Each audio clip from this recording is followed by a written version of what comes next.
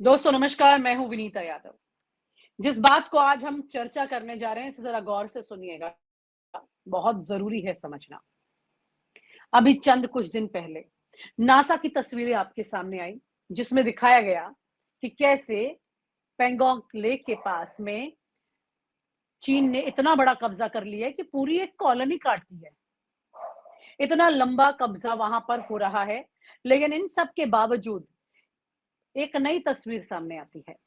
तस्वीर कुछ इस तरह की है जिसे देखकर आप हैरान हो जाएंगे। आइए पहले मैं आपको एक वीडियो दिखाती हूँ। दरअसल ये वीडियो तो समाजवादी पार्टी ने ट्वीट किया है, लेकिन ये एक भारत के ही चैनल की रिपोर्ट है। उसे देखिए, उसके बाद आपको आगे और सच बताते हैं।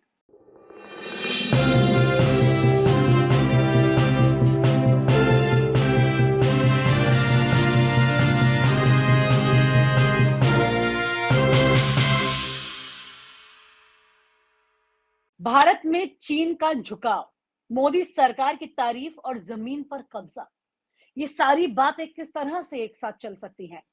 भारत में पिछले कुछ समय से एक अद्भुत घटनाक्रम सामने आ रहा है। एक तरफ चीनी सरकार प्रधानमंत्री नरेंद्र मोदी की तारीफों के पुल बांध रही है, वहीं दूसरी तरफ नासा से आ रही है ये सैटेलाइट तस्वीरें। इन तस्वीरों को देखिए जरा कि कैसे चीन भारत की जमीन पर कब्जा जमा रहा है। और ये कोई मामूली कब्जा नहीं है, बल्कि चीन ने पूरी की पूरी कॉलोनी बसाने की तैयारी कर ली है। ये कहानी जितनी हैरानी कर देने वाली है, उतनी ज्यादा सोचने के लिए मजबूर कर रही है। चीनी सरकार की तारीफों का खेल कैसे शुरू हुआ? हाल ही में एक वीडियो वायरल हुआ, जिसे समाजवादी पार्टी के ट्विटर हैंडल से शेयर किया गया, जो आपने देखा। इस वीडियो में एक प्रमुख भारतीय समाचार चैनल दिखा रहा है कि कैसे चीनी सरकार खुलेआम प्रधानमंत्री नरेंद्र मोदी की तारीफ कर रही है। चीन का कहना है कि मोदी के नेतृत्व में भारत चीन संबंधों में सुधार हुआ है और व्यापारिक संबंध मजबूत हो रहे हैं। लेकिन ये अचानक से आई तारीफों की बौछार कुछ ज्यादा अजीब नहीं लगती आपको? आपको वो भी मौका याद होगा, ज्यादा दिन नहीं हुए इस बात को, जब हमारे देश के विदेश मंत्री एस जयशंकर जी ने कहा कि चीन के साथ व्यापारिक रिश्ता खराब नहीं कर सकते हैं, क्योंकि पूरा अंतर्राष्ट्रीय स्तर पर कई देश उनके साथ ये रिश्ता चला रहे हैं। तो चीन के साथ कुछ खराब नहीं कर सकते। यहीं पर इसी बीच में अखिलेश यादव का एक ट्वीट सामने आता है। अखिलेश यादव यहाँ पर लिखते हैं, जिसने जंग टाली है समझो उसने जंग हारी है। आखिरकार वो किस बात की तरफ इशारा कर रहे हैं? क्योंकि यहाँ पर बड़ा सवाल ये है कि अगर जंग की बात हो रही है और टालने की बात हो रही है, और वहीं पर चीनी सरकार मोदी की तारीफ करते हुए अचानक दिख रहे हैं, और उसी वक्त नासा की कुछ दिन पहले तस्वीरें आती हैं, और वो तस्वीरें आने के बाद में यहाँ पर मोदी जी की तारीफ हो रही है, तो जरा अंदाजा लगाइए कि कहानी क्या है। चीनी सरकार का तारीफ करना कोई साधारण बात नहीं है। इतिहास गवाह है कि चीन अपनी कूटनीतिक चालों में माहिर है। जब भी चीन किसी दूसरे देश या उसके नेता की तारीफ करता है, तो उसके पीछे छिपी कोई गहरी रणनीति होती है। और यहाँ पर सवाल यह है कि क्या चीन की ये तारीफें भारत को दिग्भ्रमित करने के लिए हैं? नासा की सैटेलाइट की तस्वीरें और चीन का कब्जा, ये मुद्दा हल्का नहीं है। खैर, अब आते हैं इस मामले के दूसरे और असल मुद्दे पर, जो कि कहीं ज्यादा गंभीर है। 2 दिन पहले नासा की सैटेलाइट की तस्वीरें सामने आई, जिन्होंने पूरे देश को झकझोर कर रख दिया। अंतरराष्ट्रीय स्तर पर इसकी चर्चा होने लगी। इन तस्वीरों में देखा जा सकता था कि कैसे चीन ने भारत की सीमा के अंदर घुसपैठ कर ली है और वहां पर एक पूरी कॉलोनी बना दी। ये घटना भारत के अरुणाचल प्रदेश और लद्दाख क्षेत्र से जुड़ी है, जहां चीन की यह घुसपैठ पिछले कुछ वर्षों से लगातार बढ़ रही है। और हमारे देश के रक्षा मंत्री कहते हैं कि हम जरा किसी को अंदर यहां आने नहीं देंगे, जबकि 4000 किलोमीटर तक घुसपैठ हो चुकी है। ये किसको भ्रमित किया जा रहा है, ये सवाल समझ नहीं आता। ये पहली बार नहीं है जब चीन भारत की जमीन पर कब्जा करने के उस पर आरोप लगे। 2020 में गलवान घाटी की घटना के बाद भी इसी तरह की खबरें सामने आई थी, जब चीन ने भारतीय सीमा में घुसपैठ की थी और दोनों देशों के बीच हिंसक झड़पें हो गई थी। वो तस्वीर याद होगी आपको। उस वक्त भारत ने अपने जवान खोए थे, लेकिन सरकार की तरफ से दी गई प्रतिक्रिया जो थी, वो बेहद कमजोर रही थी। सरकार की प्रतिक्रिया, आंकड़े और सच्चाई, इसे समझिए। भारत सरकार ने इस मामले में हर बार चीन के खिलाफ सख्त कदम उठाने का वादा किया है, लेकिन हकीकत इससे कुछ अलग नजर आती है।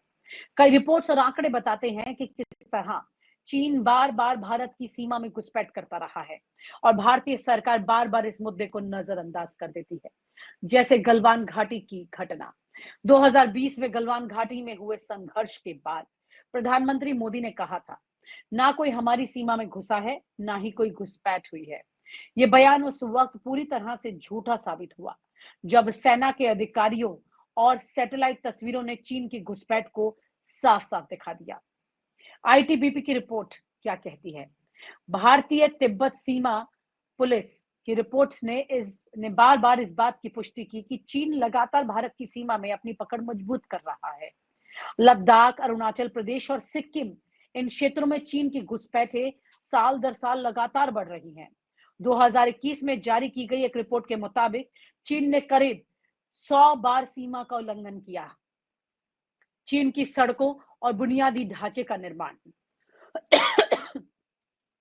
सैटेलाइट तस्वीरों और कई रिपोर्ट्स के मुताबिक चीन भारत की सीमा के अंदर सड़कों और इमारतों का निर्माण कर रहा है। 2023 की एक रिपोर्ट के मुताबिक तो चीन ने लद्दाख क्षेत्र में 4000 किलोमीटर तक सड़क का निर्माण कर लिया, जो सीधा भारतीय सीमा के अंदर आती है।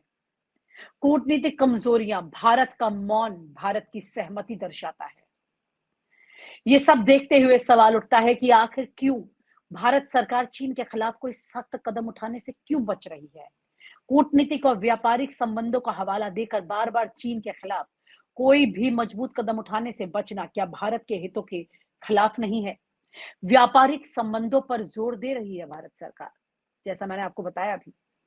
मोदी सरकार के कार्यकाल के दौरान भारत और चीन के बीच व्यापारिक संबंध बहुत अच्छे हुए हैं।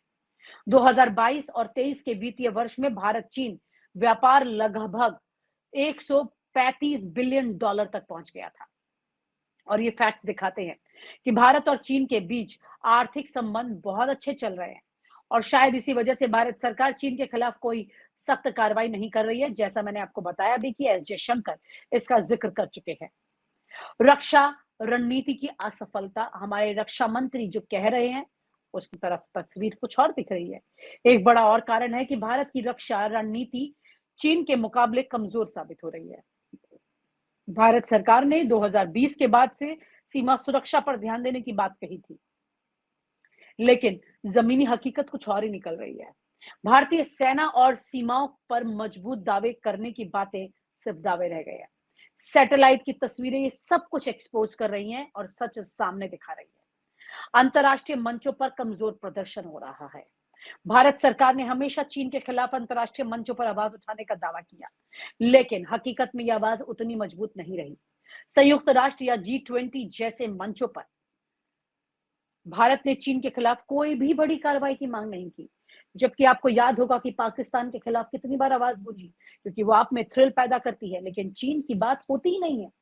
इससे यह साफ हो जाता है कि भारत अपनी कूटनीतिक चालों में चीन के सामने खूब कमजोर पड़ चुका है। यहीं पर समाजवादी पार्टी ने सवाल उठा दिया है, दो तरह से, जो वीडियो और ट्वीट हमने आपको दिखाया। अखिलेश यादव ने ट्वीट किया और समाजवादी पार्टी ने इस मामले को लेकर सवाल खड़े कर दिए। उनके द्वारा शेयर किया गया वीडियो साफ बता रहा है कि कैसे चीन प्रधानमंत्री मोदी की तारीफ कर रहा है और दूसरी तरफ चीन भारत की जमीन पर कब्जा कर रहा है। ये विरोधाभास भारत के नागरिकों को सोचने पर मजबूर कर रहा है। वहीं पर अखिलेश यादव का ये ट्वीट चर्चा का विषय हो चुका है कि जिसने जंग टाली है मानो उसने जंग हारी है। कि क्या उनकी सरकार अब सही दिशा में काम कर रही है मोदी जी की? सवाल ये उठता है। समाजवादी पार्टी के नेता अखिलेश यादव ने अच्छे खासे तीखे सवाल इन बातों पर उठाए हैं। उनका कहना है कि चीन अगर मोदी जी की तारीफ करता है तो उसके पीछे कोई गहरी साजिश है। ये एक बड़ा हड़कंप हो चुका है इस मामले को लेकर। चीन का खेल और भारत की उदासीनता ये क्या बता रही है? इस पूरे घटनाक्रम को देखिए, ये बहुत कुछ साफ कर देता है कि चीन का खेल बहुत चालाकी से चल रहा है और भारत उसके आगे झुक चुका है। भारत की तारीफ हो रही है, वो तारीफ से खुश हो रहे हैं मोदी जी, लेकिन मोदी जी के बाद भी भारत रहना है, तो भारत की क्या परिस्थिति आगे होगी, इसको सोचकर क्या मोदी जी सवाल के जवाब दे पाएंगे, ये सोचना होगा।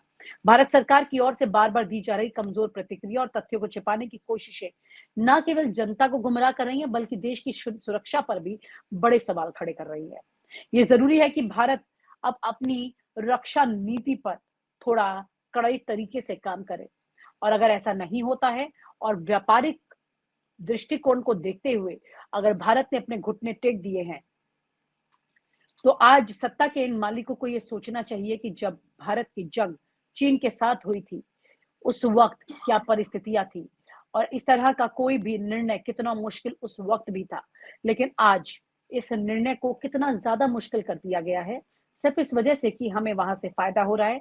और कई लोग जो कि इस एक तरफा दिमाग से चलते हैं, उनका ये कहना है कि चीन के साथ पूरी दुनिया काम कर रही है और चीन के बगैर अब काम नहीं हो सकता।